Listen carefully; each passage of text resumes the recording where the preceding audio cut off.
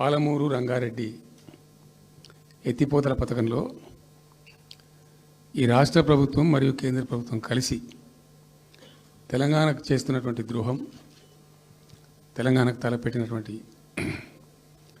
దుర్మార్గమైనటువంటి విధానం మీదనే చర్చ జరిగింది. దీని కథ ఏంటంటే చాలామందికి తెలియదు, అవగాహన కూడా ఉండదు. కొత్త తరం వాళ్ళకైతే అసలు తెలియదు.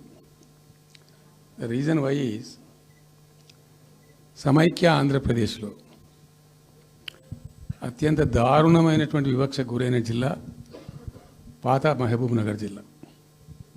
చాలా చాలా దారుణానికి. రీజన్ ఏంటంటే వనరులు లేక కాదు, వసతులు లేక కాదు. కృష్ణానది ప్రవేశిస్తదే మహబూబ్ నగర్ జిల్లాలో.